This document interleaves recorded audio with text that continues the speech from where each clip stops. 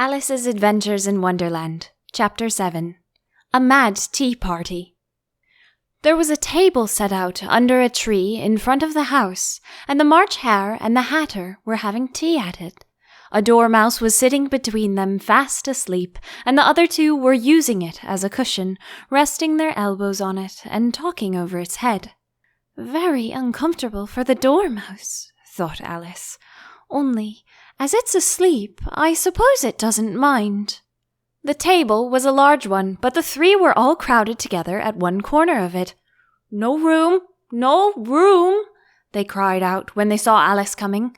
"There's plenty of room," said Alice indignantly, and she sat down in a large armchair at one end of the table. "Have some wine?" the March Hare said in an encouraging tone. Alice looked all round the table, but there was nothing on it but tea. "I don't see any wine," she remarked. "There isn't any," said the March Hare. "Then it wasn't very civil of you to offer it," said Alice angrily. "It wasn't very civil of you to sit down without being invited," said the March Hare. "I didn't know it was your table," said Alice. "It's laid for a great many more than 3. Your hair wants cutting?"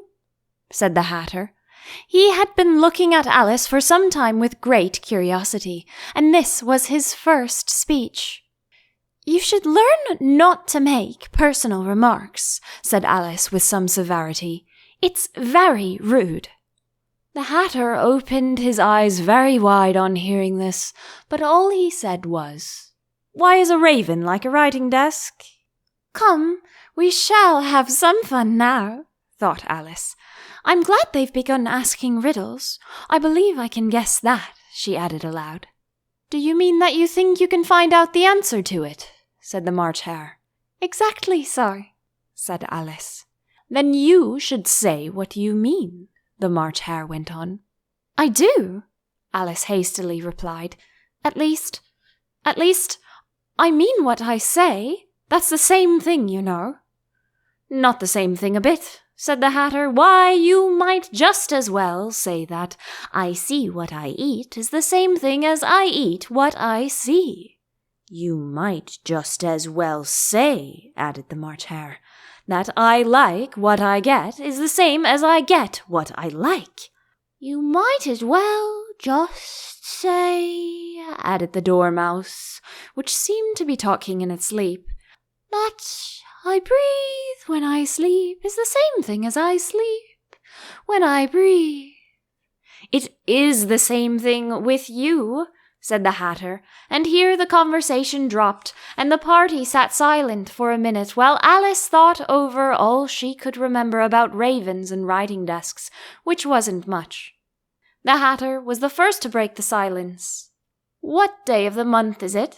he said, turning to Alice. He had taken his watch out of his pocket and was looking at it uneasily, shaking it every now and then, and holding it to his ear.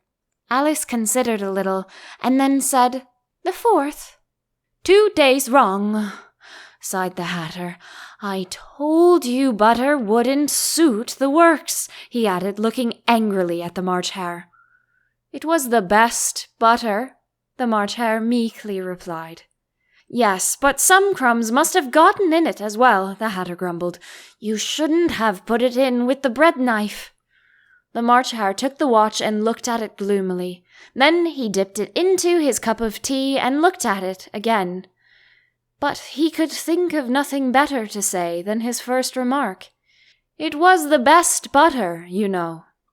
Alice had been looking over his shoulder with some curiosity. "What a funny watch," she remarked. "It tells the day of the month and doesn't tell you what o'clock it is." "Why should it?" muttered the Hatter. "Does your watch tell you what year it is?" "Of course not," Alice replied very readily. "But that's because it stays the same year for such a long time together." "Which is just the case with mine," said the Hatter. Alice felt dreadfully puzzled. The Hatter's remark seemed to her to have no sort of meaning in it, and yet it was certainly English. I don't quite understand you, she said, as politely as she could. The Dormouse is asleep again, said the Hatter, and he poured a little hot tea upon its nose. The Dormouse shook its head impatiently and said, without opening its eyes, Of course. Just what I was going to remark myself. Have you guessed the riddle yet? The Hatter said, turning to Alice again. No, I give it up, Alice replied. What's the answer? I haven't the slightest idea, said the Hatter. Nor I, said the March Hare. Alice sighed wearily. I think you might do something better with the time, she said, than wasting it in asking riddles that have no answers. If you knew time as well as I do, said the Hatter, you wouldn't talk about wasting it. It's him.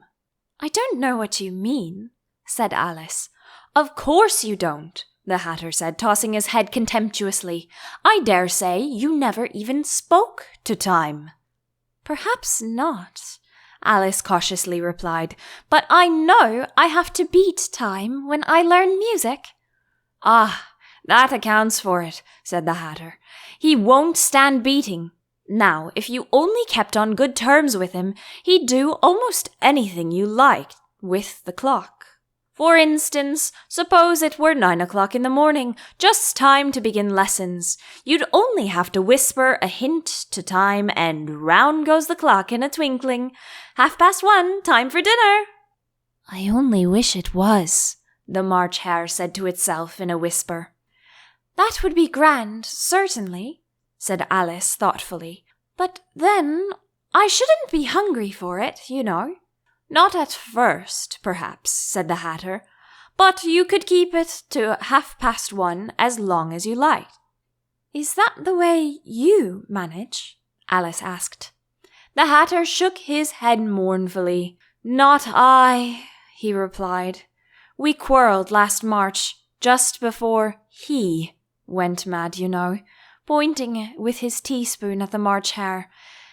It was at the great concert given by the Queen of Hearts, and I had to sing, Twinkle, twinkle, little bat, how I wonder where you're at. You know the song, perhaps? I've heard something like it, said Alice. It goes on, you know, the Hatter continued, in this way. Up above the world you fly, like a tea tray in the sky. Twinkle, twinkle. Here, the Dormouse shook itself and began singing in its sleep. Twinkle, twinkle, twinkle, twinkle, and went on so long that they had to pinch it to make it stop. Well, I'd hardly finished the first verse, said the Hatter, when the Queen bawled out, He's murdering the time off with his head. How dreadfully savage, exclaimed Alice. And ever since that, went on the Hatter in a mournful tone, he won't do a thing I ask. It's always 6 o'clock now. A bright idea came into Alice's head. Is that the reason so many tea things are put out here? She asked. Yes, that's it, said the Hatter with a sigh. It's always tea time, and we've no time to wash the things between whiles. Then you keep moving round, I suppose, said Alice. Exactly so, said the Hatter, as the things get used up. But what happens when you come to the beginning again? Alice ventured to ask. Suppose we change the subject, the March Hare interrupted, yawning. I'm getting tired of this. I vote the young lady tells us a story. I'm afraid I don't know one, said Alice, rather alarmed at the proposal. Then the Dormouse shall, they both cried. Wake up, Dormouse! And they pinched it on both sides at once. The Dormouse slowly opened its eyes. I wasn't asleep, it said in a hoarse, feeble voice. I heard every word you fellows were saying. Tell us a story, said the March Hare. Yes, please do, pleaded Alice. And be quick about it, added the Hatter, or you'll be asleep again before it's done. Once upon a time there were 3 little sisters, the Dormouse began in a great hurry, and their names were Elsie, Lacie, and Tilly, and they lived at the bottom of a well. What did they live on? Said Alice, who always took a great interest in questions of eating and drinking. They lived on treacle, said the Dormouse, after thinking a minute or two. They couldn't have done that, you know, Alice gently remarked. They'd have been ill. So they were, said the Dormouse. Very ill. Alice tried a little to fancy herself what such an extraordinary way of living would be like, but it puzzled her too much, so she went on. But why did they live at the bottom of a well? Take some more tea, the March Hare said to Alice very earnestly. I've had nothing yet, Alice replied in an offended tone. So I can't take more? You mean you can't take less, said the Hatter. It's very easy to take more than nothing. Nobody asked your opinion, said Alice. Who's making personal remarks now? The Hatter asked triumphantly. Alice did not quite know what to say to this, so she helped herself to some tea and bread and butter, and then turned to the Dormouse and repeated her question. Why did they live at the bottom of a well? The Dormouse again took a minute or two to think about it, and then said, It was a treacle well. There's no such thing. Alice was beginning very angrily, but the Hatter and the March Hare went, Shh, shh, and the Dormouse sulkily remarked, If you can't be civil, you'd better finish the story for yourself. No, please go on, Alice said very humbly. I won't interrupt you again. I dare say there may be one. One indeed, said the Dormouse indignantly. However, he consented to go on. And so these 3 little sisters, they were learning to draw, you know. What did they draw? Said Alice, quite forgetting her promise. Treacle, said the Dormouse, without considering at all this time. I want a clean cup, interrupted the Hatter. Let's all move one place on. He moved on as he spoke, and the Dormouse followed him. The March Hare moved into the Dormouse's place, and Alice, rather unwillingly, took the place of the March Hare. The Hatter was the only one who got any advantage from the change, and Alice was a good deal worse off than before, as the March Hare had just upset the milk jug into his plate. Alice did not wish to offend the Dormouse again, so she began very cautiously. But I don't understand. Where did they draw the treacle from? You can draw water out of a water well, said the Hatter. So I should think you could draw a treacle out of a treacle well, eh, stupid? But they were in the well, Alice said to the Dormouse, not choosing to notice this last remark. Of course they were, said the Dormouse. Well in. This answer so confused poor Alice that she let the Dormouse go on for some time without interrupting it. They were learning to draw, the Dormouse went on, yawning and rubbing its eyes, for it was getting very sleepy. And they drew all manner of things, everything that begins with an M. Why with an M? Said Alice. Why not? Said the March Hare. Alice was silent. The Dormouse had closed its eyes by this time and was going off into a doze. But on being pinched by the Hatter, it woke up again with a little shriek and went on. That begins with an M, such as mousetraps on the moon, and memory, and muchness. You know, you say things are much of a muchness. Did you ever see such a thing as a drawing of a muchness? Really? Now you ask me, said Alice, very much confused. I don't think...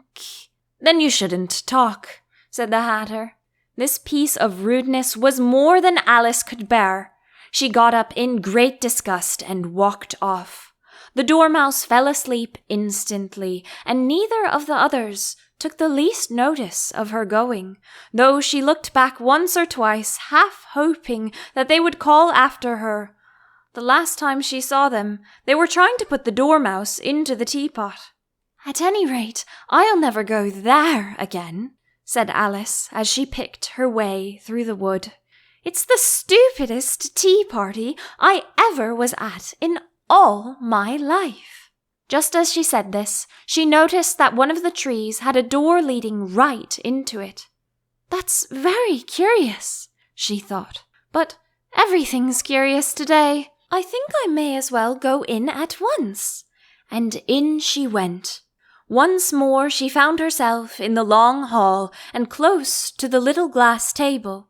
"Now, I'll manage better this time," she said to herself, and began by taking the little golden key and unlocking the door that led into the garden. Then she set to work nibbling at the mushroom. She had kept a piece of it in her pocket till she was about a foot high. Then she walked down the little passage, and then she found herself at last in the beautiful garden among the bright flower beds and the cool fountains.